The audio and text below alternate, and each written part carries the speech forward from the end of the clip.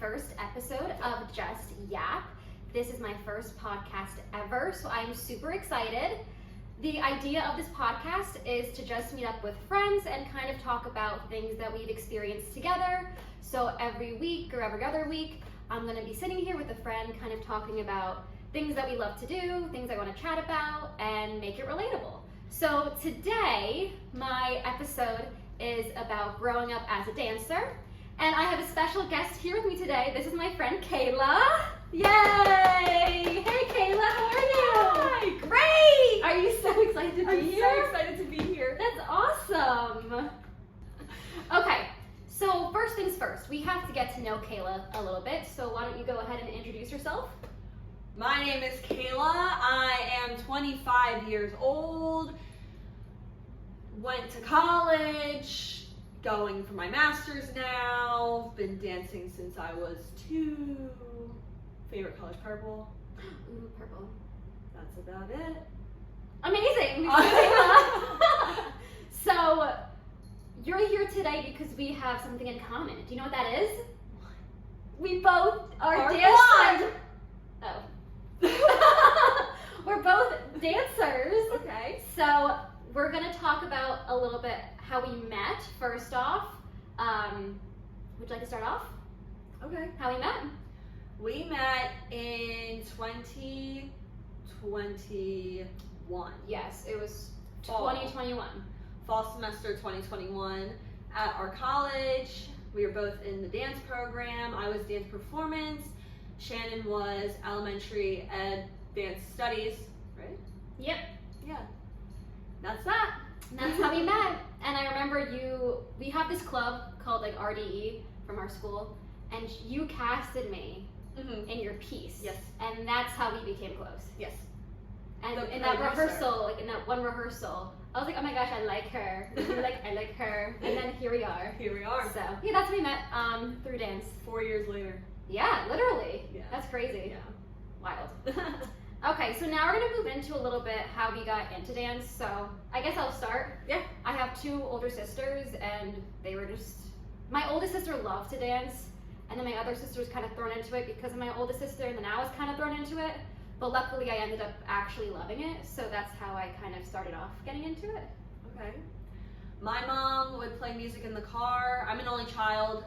She would play music in the car and see me in the car seat as a infant-ish baby bopping around, and then had the idea that let's put her in a costume on a stage with some fancy lights, and that was it. 2 years old.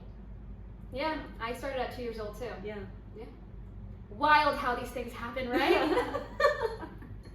Okay, so now we're going to talk a little bit about what our lives were like growing up in dance. So for me, I started competing when I was 4. So it was like busy all the time. So I would wake up, go to school. After school, I'd go to dance for like hours upon hours. And then I'd come home, go to bed. That was it. Like that was my life. Like no time to hang out with friends or anything. So it was just a very busy lifestyle, especially in the competition world. You competed for a bit, didn't you? I competed my senior year of high school. Okay. That was the only time I competed. So I was recreational based other than like that year. I went to about 9 different dance studios because I got exposed to lyrical at the age of 5. And my teacher at that time was like the holy grail to me.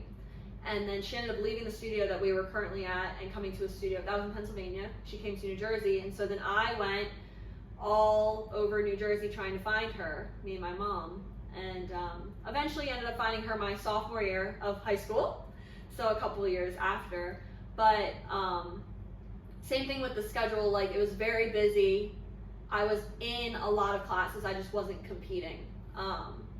So it gave me time to do other things. So I did other sports. I did t-ball, I did cheer. I was able to participate in shows that were through like external companies and stuff like that. So Very cool. that's basically it, yeah. Yeah. What was your favorite style of dance? When I was little and I first got exposed to lyrical, it was lyrical, and then as you got older, they changed lyrical to contemporary. That's So very it's true. kind of just like Yeah, that same lyrical's thing. like not even a thing anymore. Yeah. Actually, when you go to competitions, the contemporary category is like jam-packed. Yeah. And lyrical's like 2 dances. Like, what happened to lyrical? Yeah. Because I always liked lyrical myself. Yeah. But I was a tapper. Yeah.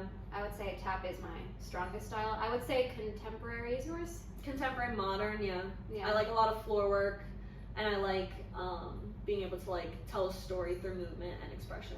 Yeah. So yeah. And she's very good at that because I've been in many of her dances. So yeah. Yes. Okay. So now we're gonna go into where we met in college and what dance was like in college. Okay. Now for me, it was like a very like weird transition because I went from the competition world to college dance, which is very different. So like competition is like ballet based, ballet, tap, jazz, contemporary, lyrical, hip hop, point.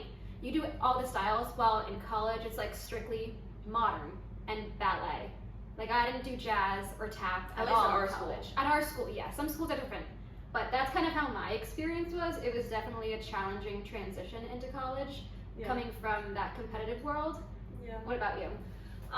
So I went to community college first before going to a university because I didn't know what route I wanted to take with life. I didn't think college was for me. I wanted to just go right into the workforce with anything. It didn't have to be dance related. And so going from competing my senior year to college dance,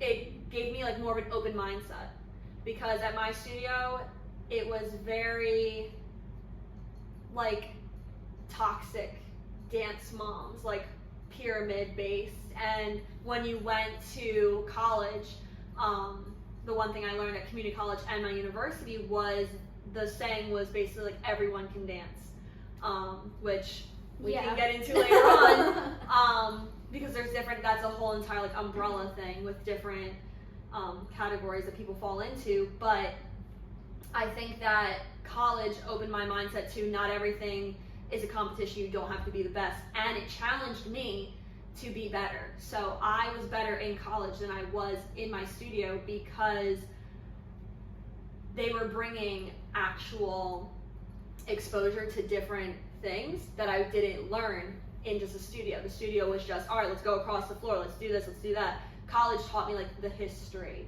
taught me how to do different movements that aren't as popular in a studio but are popular with professional companies. Yeah, see, I don't think that way, but she's more into like the college dance, while I was just like technique based. Yeah. Like I feel very differently. I felt like I got worse in college because I didn't have that training that I had like throughout my competition years. I think I was the best my sophomore year of college and maybe my last semester of senior year, but other than that, I don't think that it really did anything for me. Now being out of college and teaching and like working on myself and having all the attention for myself because I'm teaching myself, I think I'm the best that I've been ever. Well, that's amazing. I think I'm stronger, Yeah. skinnier. Oh yeah, love that for you. Yeah, so we just have like different, I guess like ideas of dance, because like for me, out of college, I wanted to dance professionally on like cruise ships or like in shows, which is like kind of like a Broadway production with like heels, like character shoes that you're wearing. Yeah. And I got that training at my dance studio growing up. Yeah. Like I was like, college didn't prepare me at all for going that route, if that makes sense. But for you, since you wanted to do companies, right? Yeah. You want to go into that a little bit and how college helped that? So, learning how I was talking before about like the history of movement and having exposure to new movement strategies, it is important and it helped me. Well, I guess like old me. Now me, I don't really want to do that stuff anymore because I learned what all of that whole thing's about. But back when I wanted to do companies,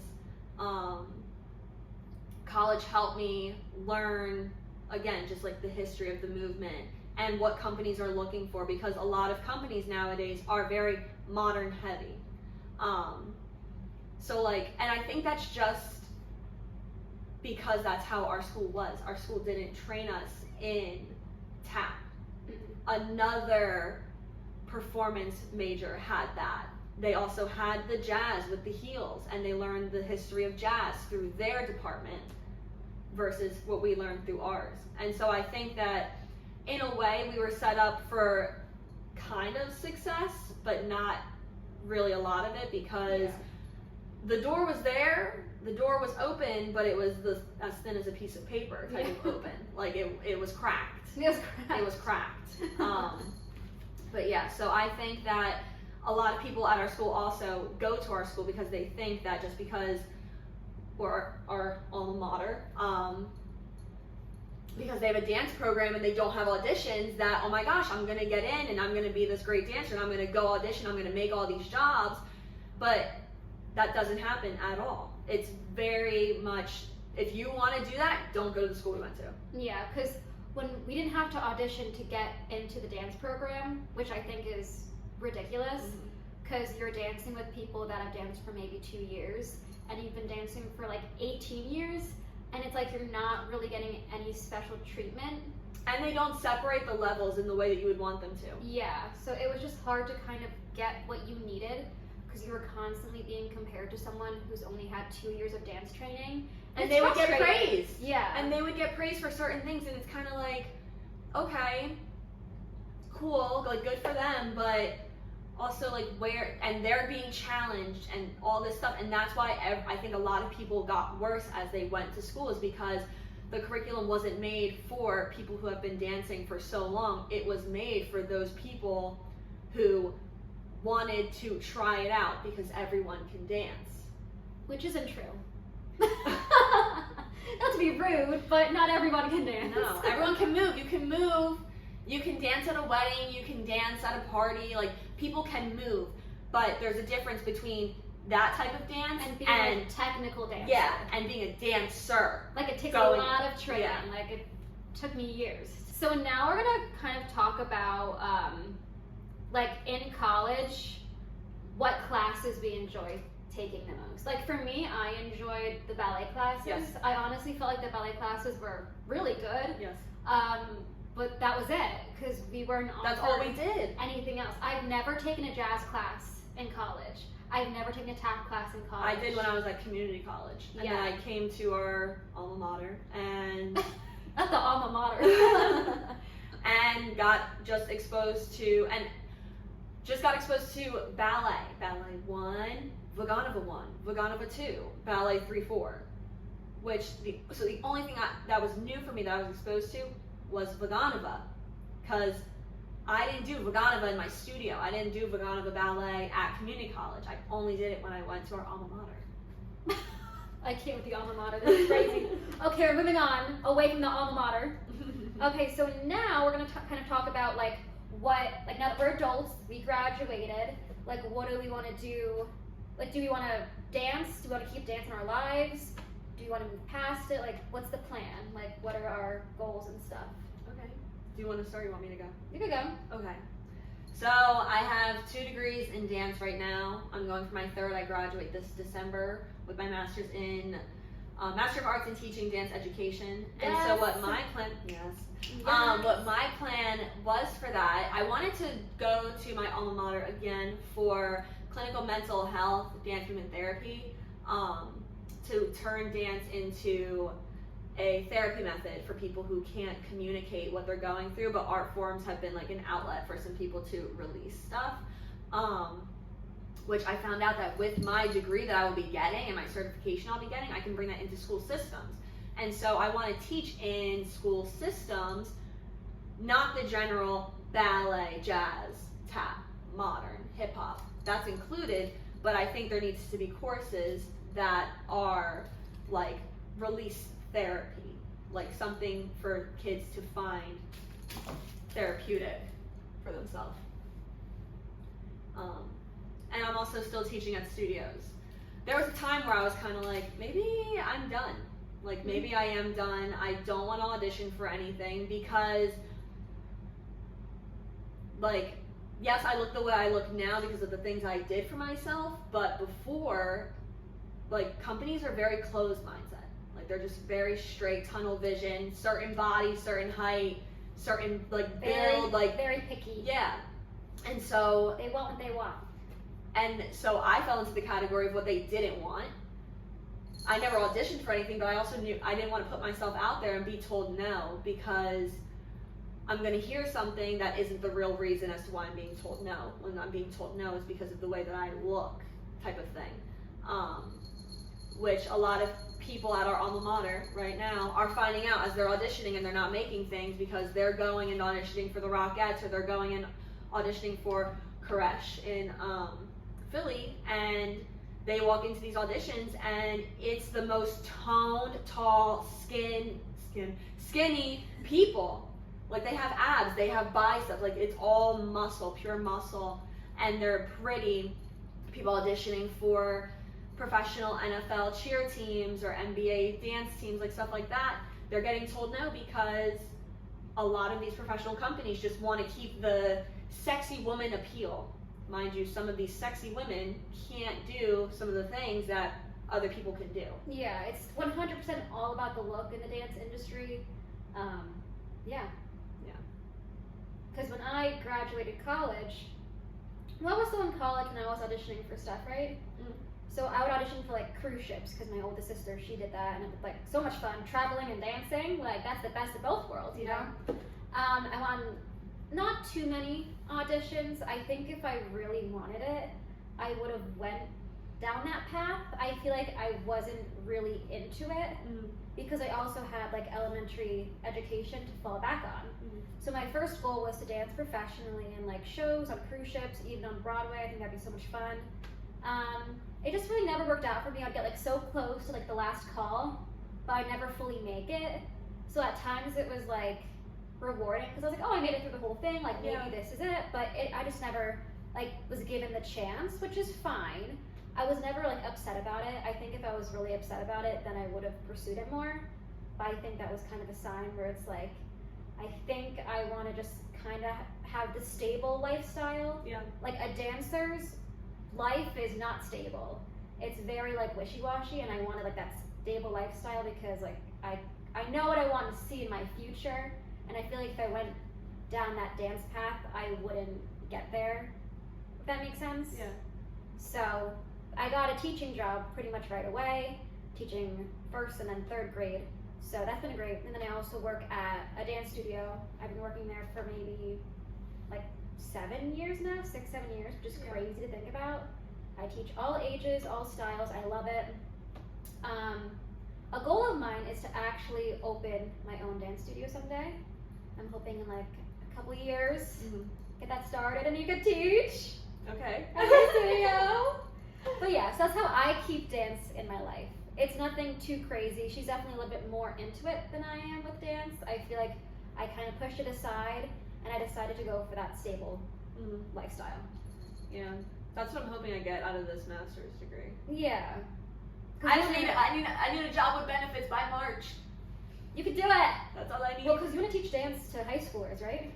I want to teach in higher ed, really, which is what my degree. I'll be certified K to 12, but because I have a master's in dance education, point blank period, I'm able to teach in higher ed. Yeah. So that's a little bit about how we keep dance in our lives. Did you have any struggles within dance? I mean, Like other than just like the body image. Oh my gosh, like people bullying people for how they look. When it's like, you can be skinny and you can't dance, and I can be thick, fat with a PH, and dance. Like, you can't tell, like, I don't even know what it was. It was all through college though, not freshman and sophomore year. It was the second I went to our alma mater. I can't. It was this certain class, and it was specific people who would bully other people. But mind you, you can't dance. Not everyone can dance. Like, that's really it. It's just like the bullying. That was my struggle with dance. It's like, we're all here because we love the art, and it's like, it gives you release, it's freeing, it's therapeutic. It's also a God-given talent to have, but like, you can't talk when you look like that. Yeah. Which, keep this in. And then that same thing with like the body image issues. I was already dealing with that internally. And so for people to verbalize it out loud and cause a whole entire issue and scene that lasted for so long was just unacceptable and childish. You're in college now. That is high school mentality. That is the mentality of someone who is still 15 and 16 years old, and all the things that are important to them are just other people's opinions of them. Yeah. Like, you don't bring that here. And so like the body image thing also falls into auditioning for things where it's like, I don't want people to talk about the way that I looked. So that was really my biggest thing, was just like body image. Yeah, which is funny too, because I grew up very skinny as a twig. I was always really skinny growing up. And kind of with the body image thing, like you wouldn't think that someone like me would have a problem with that, but I like low-key did, like in my own mind, like I never actually like shared it with people. So like when I was in school, like just going to high school, my friends would be like, oh my gosh, like you eat like a bird, like you're literally like so skinny, like you look anorexic. And then I would go to dance and I wouldn't be the skinniest. And I would like look in the mirror and I'll be like, well, I have like bigger hips than these girls. Yeah. So it like really honestly like messes with your head sometimes, especially when you're looking at a mirror for hours, your whole life. Like I feel like I became such a perfectionist because of that. And especially because I was being called like super skinny in high school, but then at dance I was like, but I'm not. Yeah. Like I don't look super skinny like what my friends are saying. And that's like the first thing people go after when you're in an argument with them, is they go right for like how you look. Where I used to get like, you're fat, lose weight, where you probably could have gotten like, you're small, eat a cheeseburger. Yeah, exactly. You know, people are just pigs. Yeah, but I also do think like you really have to have a strong mentality for dance as well, because stuff like that, it like bothered me like internally. But it never affected how I was or who I was as a dancer. Exactly. Like it didn't really affect me that much, but like it, like I didn't, like I thought about it. Yeah. You know, I just didn't let people know. It was always I thought that way, but it's like you have this, like your brain is constantly moving, I feel like, because like I said, you're standing in front of a mirror for hours upon end, just judging yourself, and like trying to better yourself. Like it's a lot if you actually like put it into perspective like that. Yeah. What did you gain from dance? Let's watch the positives. I think I gained the ability to help others. So I take into my classes, like again with like storytelling and emoting, I like to help them relate whatever combo they're doing to something in their life. Yeah. Okay, so you kind of like what you gained from dance is like the artistry behind it and like telling like the story and everything. Very cool. Mine was completely different. I definitely learned discipline. Yes. Oh my gosh. Like I think because of dance, I'm like so organized. Need a plan.